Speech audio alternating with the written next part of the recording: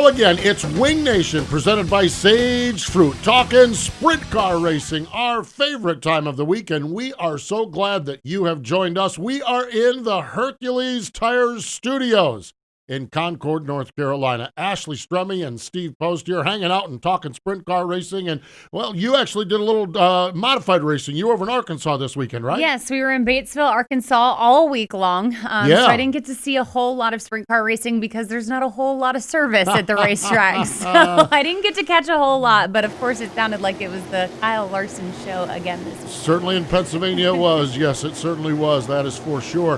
When I actually went and saw my 305 buddies, the Carolina Sprint Tour, they were at Carolina Speedway. I had fun, loved catching up with those guys, and had a really good race.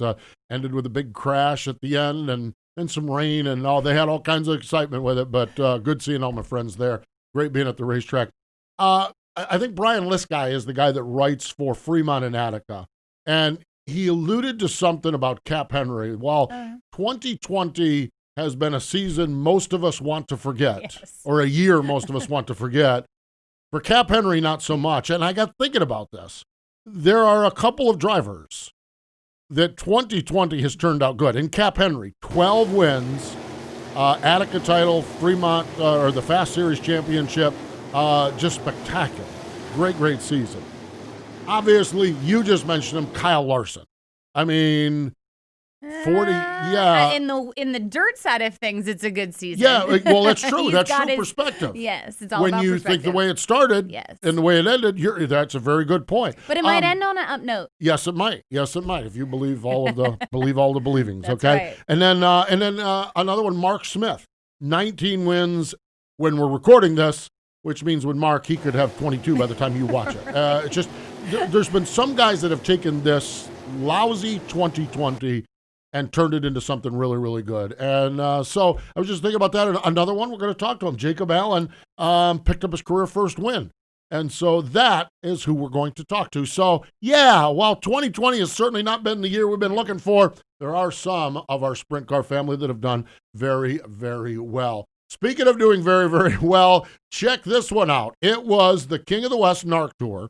Okay, it was the Maury Williams tribute race at Keller Auto Speedway. It was twin 20s. This is the first race. Mitchell Facento is leading, and Kyle Hurst is chasing. And here's our good friend Bobby Jarrell with the call. And now for the Dryden death-defying move of the week, where one driver simply amazes us with their on-track moves. At the white flag, they race into turn number one. Facino getting away from Hurst down the back straightaway.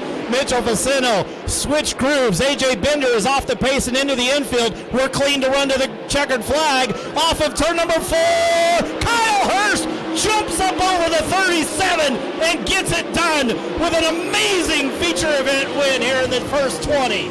That death-defying move was brought to you by Dryden Diesel All Death, the official death of the world of outlaws and wheelmen everywhere. Visit Dryden.com for more information.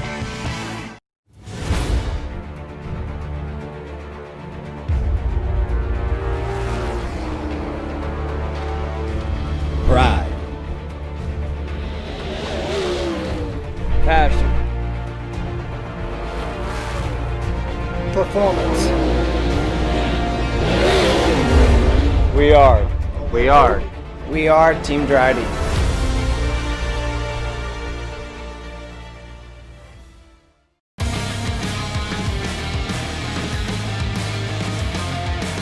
Welcome back. It is Wing Nation, presented by Sage Fruit. The Hercules Tires Hotline is where we're going now. Up to the great state of Pennsylvania, joining us, driver of one of those Dryden cars for Shark Racing. Jacob Allen's on the line. Hello, Jacob. Welcome into Wing Nation.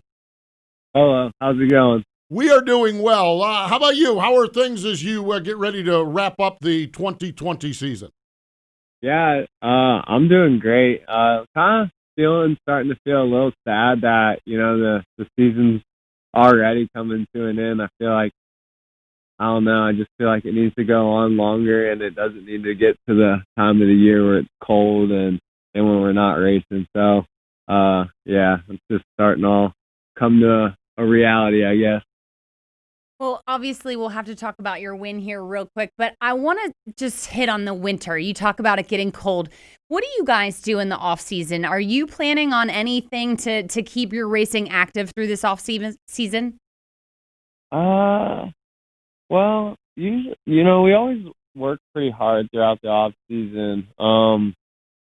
But I have 3 cars that I've been racing, and they don't all of them don't have very many races on 'em, so and they have some pretty new stuff on 'em. So I don't know how that's all going to play out this year. I feel like I got a lot of equipment, and I'm sure I'll build at least one new car and that sort of thing. So I'll be curious to see how that plays out. I kind of have a couple little trips. Hannah's mom has a beach house in North Carolina. I'd like to go there. And then my dad was talking about maybe going to Key West for New Year's. So I was like, that sounds pretty sweet. And Sheldon and Zan are getting married, and just some little things like that. And yeah, I don't know of else too much though. No, that sounds like a pretty good off season. That's for so sure. too. Especially though, I find this interesting to think about you guys. And you're saying you have 3 cars that are in pretty good shape. You want to build a 4th one. That is really nice to see where you guys are at, knowing that you have that depth in your whole operation right now. Oh yeah, man! Like I was super proud of that. I think I posted a picture on my Instagram at some point before the season started, maybe. But like, I just know when I have all my cars, like I know when that happened when I built that 3rd car and they had all the body panels and they were all decaled up, and 2 out of the 3 had motors in them, and it was just like, dang, like I'm like so proud of this. It was a really cool feeling. It really made me just want to go out there and like really race. It was like you didn't feel like you had to be so conservative, and you could just really go out there and kind of like go to war, I guess. Jacob, with racing with Logan as your Dry Deem teammate, like how does that work? Obviously, I'm sure you have things that are dedicated to you and he has things that are dedicated to him, but obviously I'm sure there's some sharing that goes on, but when it really boils down into the schematics of it, like are you guys fighting over wrenches ever? Like how does that really play out? No. So yeah, like you said, he has his things and I have my things. We do share the trailer, and I'd say maybe like when it comes down to running out of tear offs, we might have to be like bumming for a pack off of each other. Like, hey man, like you got a couple extra tear offs because like I'm out. I mean, I need your help here. Just like that kind of stuff as far as that. But really, we just have worked.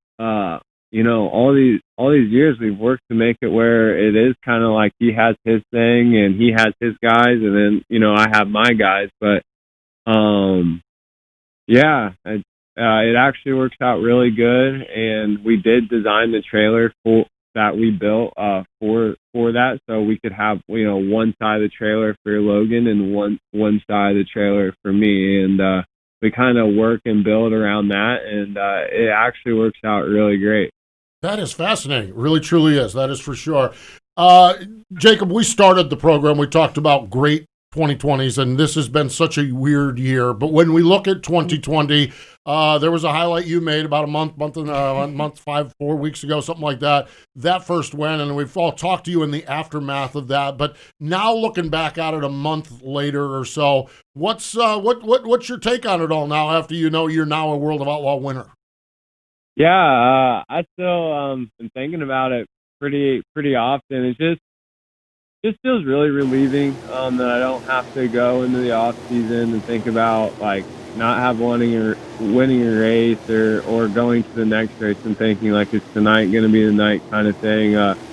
And I'm just really proud, and I think I did an interview with you guys earlier this year, or definitely with Ashley being a part of it, and I just felt like this year I thought I really deserved to accomplish that win. I think have been doing all the right things that I think it takes to be a winner with the Outlaws, and I've really dedicated all this year to doing those things, and it really paid off this year. So I feel way less pressure on my back, and I just feel really happy. I'm just really just happy to be racing and being able to be.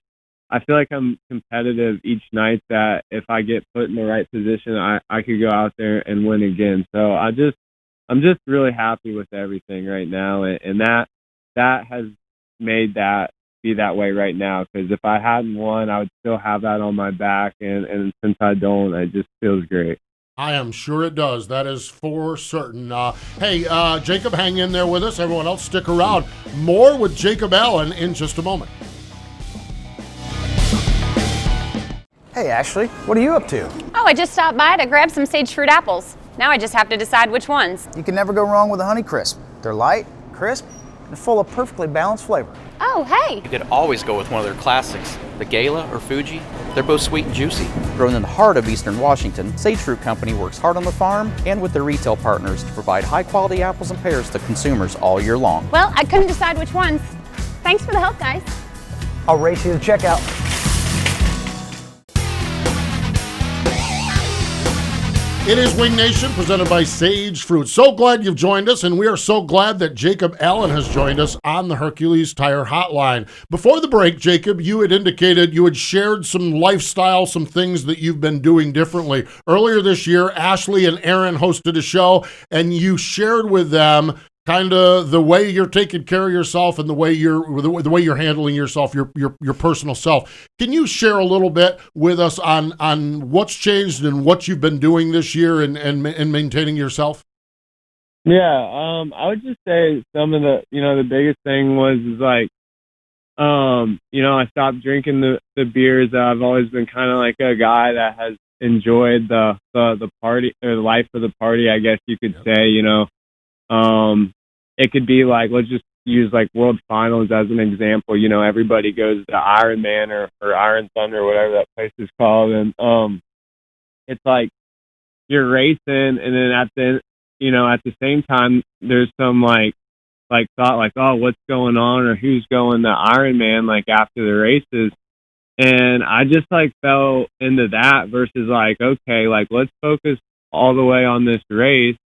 And then, like, let's focus on, like, tomorrow instead of, like, I'll just worry about tomorrow when it comes here, like, that kind of thing. So I just stopped that. And, when I stopped going out and, like, carrying on at the bars and stuff, I think that just really changed a lot for me. It started to allow me to just take a break from that scene and just start focusing on myself and the things that I thought are important, which is racing myself and doing the things that I believe make a great racer and a winner with the World of Outlaws.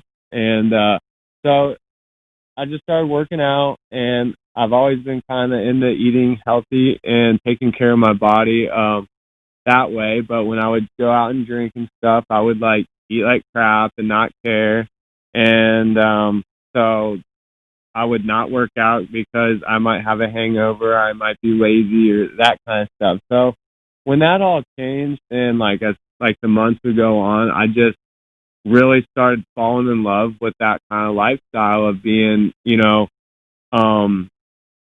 healthy and sober from the beers, and I think that has just been a continued thing even to now that has just made me happy. And like I said, I kind of fell in love with it. I've been able to accomplish a lot, and I'm pretty stoked on it. It's true. When you make all the things, do good things, they all align and great things happen. And Jacob, you said it. You are so positive. I think Sheldon dubbed you Mr. Positivity in the pits. And I want to talk about that real quick, because when everybody cheered Jacob Allen on to that first win, I said there was literally, Twitter blew up. The pits were ecstatic. How does it feel to know that you're not a guy that really grew up in the racing world? You were kind of on this fast track to the sprint car life. To have and garnish that much respect from so many people. Yeah, I mean, I really don't know what to think of all that sometimes. I mean, it really makes me really happy. That it makes me, think, because there's a lot of people I do speak to, and then there's a lot of people like I also see at the racetrack, and I've really not spoken to at all. I don't really know them other than of their name, and they go to the races, or they have a family member that races, or etc. And then like I would see if I got close to winning, they would be cheering me on. Like I would just read or hear, or they would make a small comment to me, and then just when I won, it was just like an outpour of so much support and like love from like all these people, and I don't know. I just think that feels so amazing, just to have respect and that people care about me, and they enjoy, watching where I came from to where I'm at now. And like I always think like, the racing community in the world of outlaws has shaped me up to who I am today. Like I wouldn't be who I am without the world of outlaws. I did go about growing up into this all. I feel a lot differently in the way, things are at the shop with me is a lot different, I feel, than a lot of people,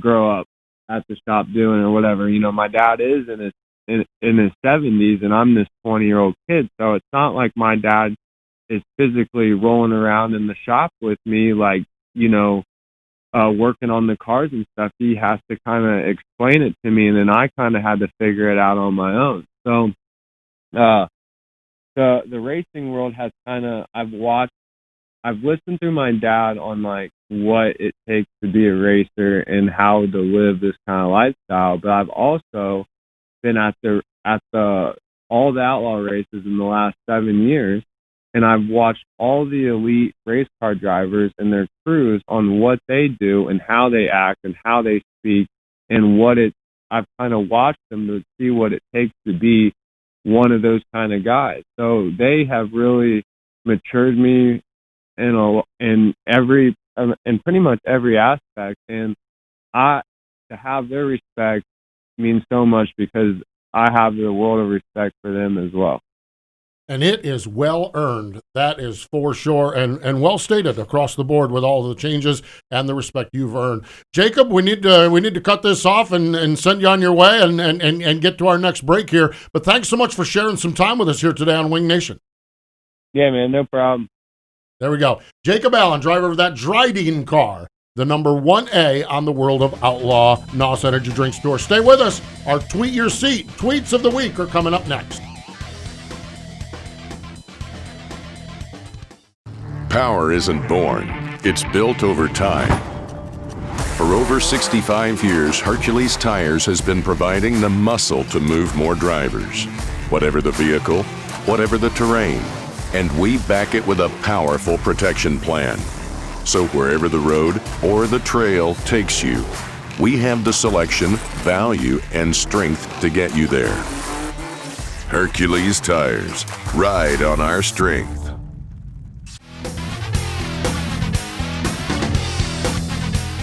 We're back. You're watching Wing Nation presented by Sage Fruit, and it is your time of the week. It's time for the Tweet Your Seats, and we're kicking it off from the Speed Palace. It's Port Royal Speedway. These tweets come from Kenny, Robert, Mark, Lindsay, Rich, Paul, Christy, Mark, Brian, Blake, Randy, and Bob. Yeah. It is the Nittany Showdown, the World of Outlaw NOS Energy Drink Sprint Cars. We talked about it earlier in the show. Friday night's winner was Kyle Larson. He led flag to flag and was followed by Danny Dietrich and Sheldon Hodenshield. Saturday didn't look a whole lot different. Your winner was still Kyle Larson. However, he had to battle with the posse on this one. Lance DeWeese was up top, first and foremost. Let's start there. What was he doing up there? Yes, what are you doing up there, Lance? Not that he can't run up there, but he bounced off the wall. Kyle was able to get by him. And then a late, hard-charging Brent Marks. If that caution wouldn't have fell, we may have seen a different winner. But anyhow, he was followed by Brent Marks and Lance DeWeese. It is Kyle's 19th and 20th career World of Outlaw wins. He is now tied with Greg Hodnett. How about that? 27th on the all-time list. Oh, my gosh. 2020, he's had 12 World of Outlaw wins and 24 starts, 41 wins and 81 starts. Oh, by the way, the Pennsylvania Sprint Series was there. Derek Hauk won the 305s. Over to Fremont Speedway, Ken, Andy, Dan, and Becky sent these in. The Jim and Joanne Ford Classic, Ollie's Bargain Outlet All-Star Circuit of Champions. Friday, the winner, we mentioned him earlier, Cap Henry. Bastian Madsen on lap 26. Henry's third All-Star win, second Fremont win this year, and 12 wins overall in 2020. Saturday night, it was all All-Stars as Aaron Reitzel did Aaron Reitzel type things. He led all 40 laps, 11th win of the season. He is now a three-time All-Star champion. Reitzel, Cole Duncan. Boy, Duncan rolled from the back of the field in that one. Oh, man, he was rolling. And Cap Henry, your top three. Sabrina tweeted in from Lernerville Speedway. Your race winner was Cy Lynch. Your champion was a guy we chatted to last week, AJ Flick. And Sabrina is counting down the days to her wedding. She is maybe our most frequent tweeter, and she's counting down, and she's doing like a race countdown. Yes. Like on day 60, she took Jack with 3 and Kyle Larson with 57, 57. put them together. That's cute. So I love it. And we wish Sabrina and her favorite race fan to go to the races with. We wish them the best, okay? Cornwall Speedway, how about this up in Canada? The Association of Micro Sprints of Quebec. This is Tommy or Tommy. And I know in Quebec it could be either. Yes. Moreau, the champion this year. I love that they sent that picture in. Now off to the little track here right outside of town. It's Millbridge Speedway. Cohen McDaniel was your winner, also known as Captain America. I love this picture of you guys. He's 10 years old and won at 304 Speedway in West Virginia. Now at Millbridge, Keith Coons Racing is doing the Give Back Classic, the Toyota Racing Development. It's the 600 micro sprints, and a winner gets a seat with Keith Coons at the Chili Bowl. That is unbelievable. They're going to have more 600 micros than you could shake a stick at. That's November 2nd through the 4th. And finally, our buddy, how about this? Yes, Justin Fiedler. He filled in last week for Aaron on Wing Nation, DirtTracker.com. He was a winner. He is on the crew for A.J. Allmendinger. Love to see Justin's smiling mask in Victory Lane. His smiling eyes right in Victory Lane. Hey, have you ever heard of the Ford FBS Sprint Car engine? Well, if you haven't, you will. It is the result of a collaboration between Ford Performance, Tony Stewart Racing, and Durham Racing Engines. Tony used it in his sprint car team for the first time in mid-August last year, and 2 weeks later, they scored its first 410-equipped victory with the legendary Donnie Schatz behind the wheel. Yeah, they just won the National Open as well not too long ago. So what is in the FBS 410's future? The goal is an engine that can challenge for victories in series across the country as part of a Ford Performance customer program. Now that sounds like a winner. Stay with us. More Wing Nation in just a moment. Hey, Ashley, what are you up to? Oh, I just stopped by to grab some sage fruit apples. Now I just have to decide which ones. You can never go wrong with a Honey Crisp. They're light, crisp, and full of perfectly balanced flavor. Oh, hey. You could always go with one of their classics, the Gala or Fuji. They're both sweet and juicy. Grown in the heart of Eastern Washington, Sage Fruit Company works hard on the farm and with their retail partners to provide high-quality apples and pears to consumers all year long. Well, I couldn't decide which ones. Thanks for the help, guys. I'll race you to checkout. There are people who say things aren't made here anymore. Those people should make a trip to Michigan, or Kentucky, or Illinois, where you'll find our workers and dealers and engineers and technicians building for America.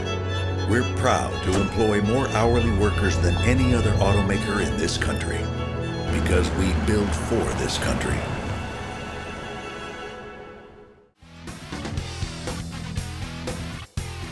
It is Wing Nation, presented by Sage Fruit here in the Hercules Star Studios in Concord, North Carolina. Ashley, looking back at our chat with Jacob Allen, the world is a better place because of Jacob Allen's in the world. It really is.